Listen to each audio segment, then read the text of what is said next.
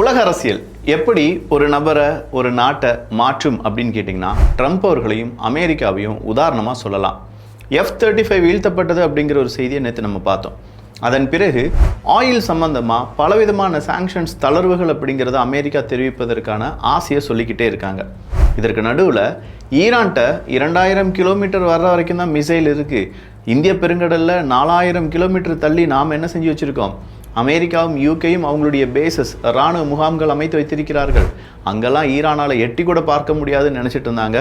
திடுதிப்புன்னு பார்த்தா ஈரான் பெரிய ஒரு அட்டாக்கை நடத்தி அந்த அட்டாக்கு சக்ஸஸ்ஃபுல் ஆகலைனா கூட இன்டர்செப்ட் பண்ணிட்டாங்க. பட் 4000 கிலோமீட்டர் போகக்கூடிய மிசைல் எங்ககிட்ட இருக்குடா பார்த்துக்கோ அப்படின்னு சொல்லி ஈரான் பெரிய ஒரு வார்னிங்கை கொடுத்துருக்காங்க. இதற்கு நடுவில் ரஷ்யா இந்தியாவினுடைய நண்பன் தான், எப்போதுமே நண்பன் தான் அப்படிங்கிறதற்கான அடுத்த உதாரணமும் வெளியாகி இருக்கிறது. இது எல்லாத்தையும் தான் இந்த ஒரு அப்டேட்டில் பார்க்க போகிறோம். அன்பு தமிழஞ்சங்களுக்கு தமிழ் பொக்கிஷத்தின் வணக்கங்கள்.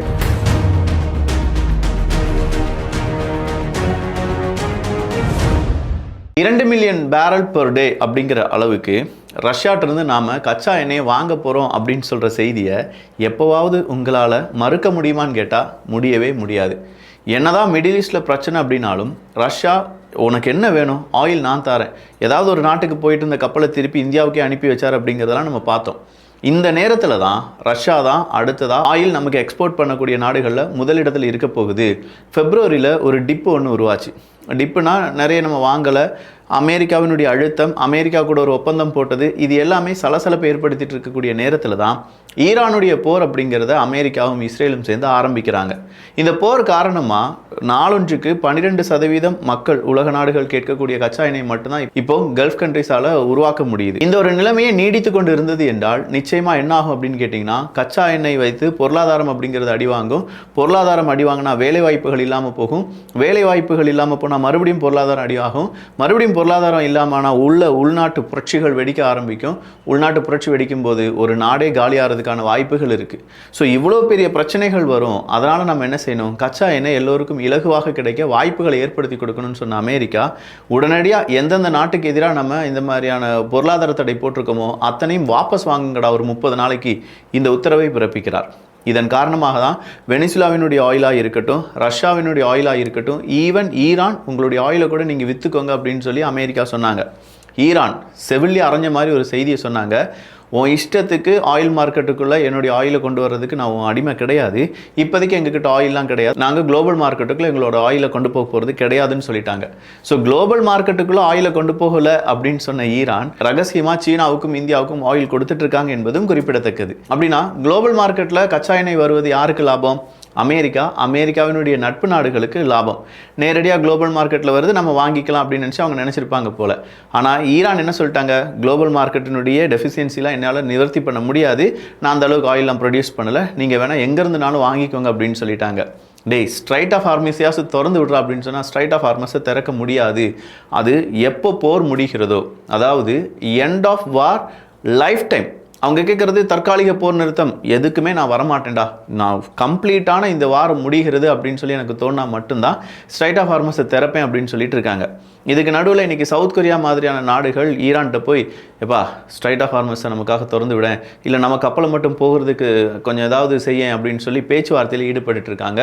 கிட்டத்தட்ட 30க்கும் அதிகமான நாடுகள், 2000க்கும் அதிகமான கப்பல்கள் இந்த ஸ்ட்ரைட் ஆஃப் ஹார்மஸில் வெயிட் பண்ணிட்டு இருக்காங்க. 30க்கும் அதிகமான நாடுகள் ஈரான் கூட பேச்சுவார்த்தை நடத்திட்டு இருக்காங்க.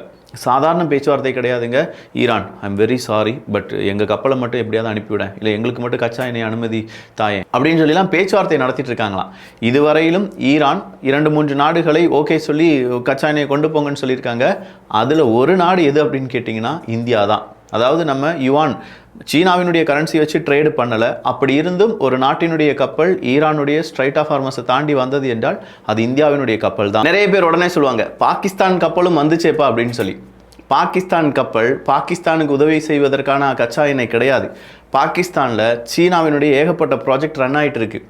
பாகிஸ்தான் கப்பல் ஸ்ட்ரைட் ஆஃப் ஹார்மஸ் எப்படி கடந்துச்சு? அவங்க சீனாவினுடைய கரன்சி கொடுத்து தான் அந்த க்ரூட் ஆயில் அப்படிங்கிறத வாங்கியிருந்தாங்க. ஸோ சீனாவினுடைய கரன்சி கொடுத்து நீங்கள் க்ரூட் ஆயில் ட்ரேட் பண்ணியிருந்தீங்கன்னா ஸ்ட்ரைட் ஆஃப் ஹார்மஸை கடந்து போகிறதுக்கான அனுமதியை நான் தரேன்னு சொன்னாங்கல்ல, அது ஒரு ரீசன். இன்னொரு ரீசன், நேரடியாக சீனா ஈரான்கிட்ட ரிக்வஸ்ட் பண்ணி கேட்டிருக்காங்க, எப்பா அந்த கப்பல் வந்து என்னுடைய ப்ராஜெக்ட் பாகிஸ்தானில் இருக்குது, நான் காசு கொடுத்து தான் அந்த கடனை வச்சு தான் பாகிஸ்தான் என்ன செஞ்சுருக்காங்க, அந்த ஆயில் வாங்கியிருக்காங்க, அதை மட்டும் போகிறதுக்கு சம்மதிச்சு விடுப்பா அப்படின்னு சொன்னனால தான் பாகிஸ்தானுடைய கப்பல் போனது. இப்போ புரிஞ்சா, இந்தியா இல்லாமல் அடுத்த ஒரு நாடு கண்டிப்பாக ஸ்ட்ரைட் ஆஃப் ஹார்மஸை கடப்பதற்கான சாத்தியக்கூறுகள் இருக்கான்னு கேட்டால் அவங்க சொல்லக்கூடிய ஒரு நாடு ஜப்பான் தான். ஜப்பானுக்கு சீக்கிரமான அனுமதியை ஈரான் கொடுப்பதற்கான வாய்ப்புகள் இருக்குன்னு சொல்கிறாங்க.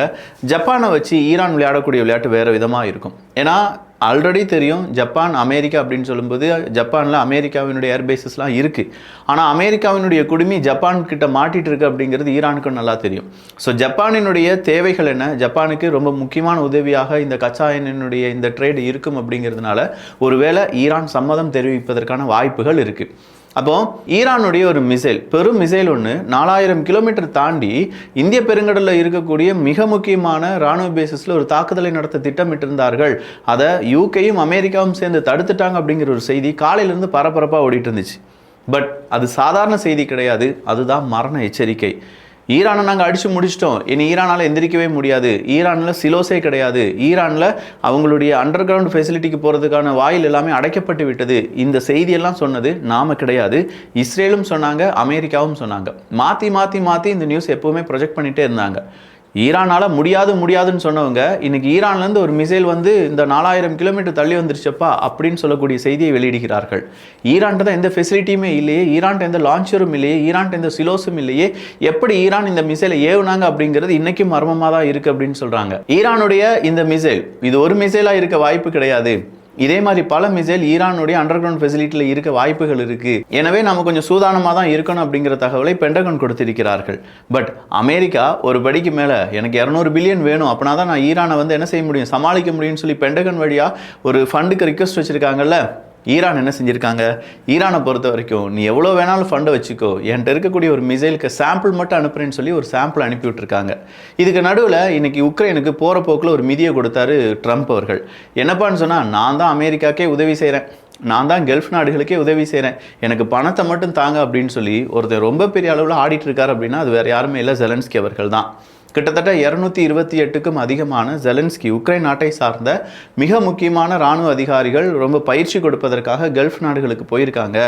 இங்கேருந்து வரக்கூடிய ஈரான்லேருந்து வரக்கூடிய ஜாஹிது சூசைட் ட்ரோன்ஸ் எல்லாம் தடுப்பதற்கான ட்ரோன்ஸை நாங்கள் உருவாக்கி வச்சுருக்கோம், அதுக்கான பயிற்சியை கொடுப்பதற்கு நாங்கள் எங்களுடைய ஸ்பெஷல் ஃபோர்ஸ் அனுப்பி வச்சுருக்கோம் அப்படின்னு சொல்லி ஜெலன்ஸ்கி அவர்கள் சொல்லியிருந்தார். இன்றைக்கி ட்ரம்ப் அவர்கள் என்ன சொல்லிட்டார்னா, உக்ரைன் வாய்க்கிலேயே பேசுகிறாங்களே தவிர எதுவுமே செய்யலை, உக்ரைன் எந்த நன்மையோ எந்த ஒரு சின்ன ஒரு அப்படியே ஒரு அணில் ஒரு கல் எடுத்து போட்ட மாதிரி ஒரு விஷயத்தை கூட செய்யவில்லை அப்படிங்கிறத தெளிவாக எடுத்து சொல்லிட்டாரு ட்ரம்ப் அவர்கள். இது ட்ரம்ப் அவர்கள் மற்றும் ஜெலன்ஸ்கி அவர்களுக்கு இடையே இருக்கக்கூடிய மிகப்பெரிய கோபத்தை காண்பிக்கிறது.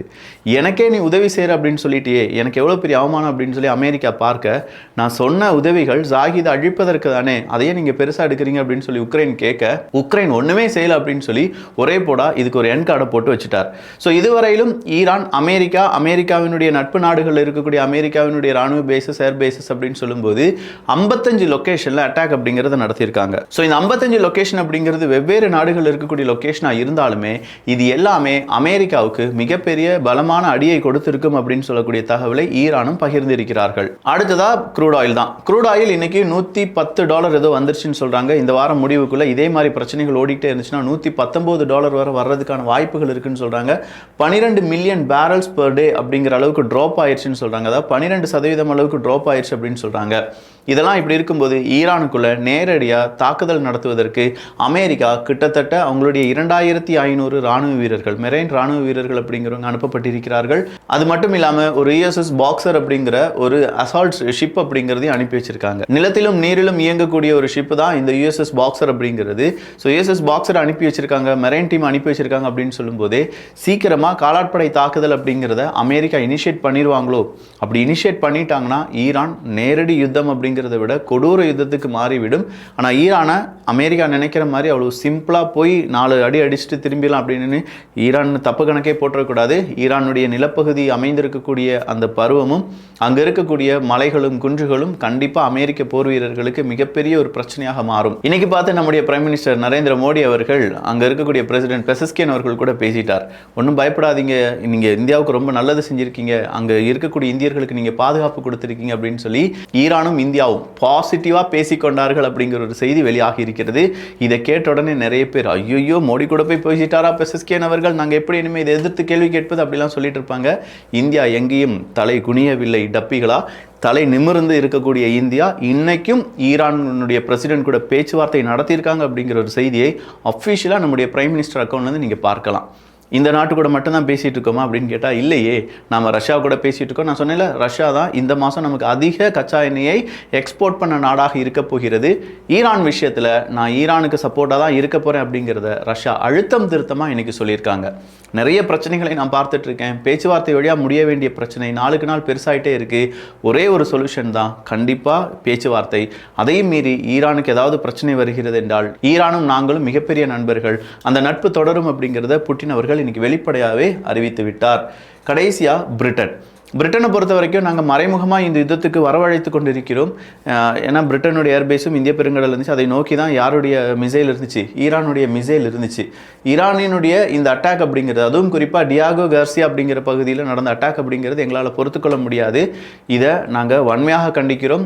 அடுத்ததாக இது எக்ஸ்பேண்ட் ஆகுதா இல்லையா அப்படிங்கிறத நாங்கள் உள்ளூர பார்த்து கொண்டு தான் இருக்கிறோம் என்கிற அறிவிப்பையும் பிரிட்டன் அரசாங்கம் கொடுத்திருக்கிறார்கள். ஸோ இந்த டியாகோ கார்சியா அப்படிங்கிற பகுதியில் ஈரான் நடத்தின தாக்குதல் தான் வேர்ல்டு லெவலில் ஹாட் டாப்பிக்காக இருக்கு. இதுக்கான இன்னொரு அப்டேட் என்ன அப்படிங்கறத தமிழ் பட்சத்தில் வேறொரு வீடியோல பார்த்துடலாம். இப்போதைக்கு 4000 கிலோமீட்டர் போகக்கூடிய ஒரு மிசைல் வேற லெவல் வச்சு செஞ்சு போட்டாங்க.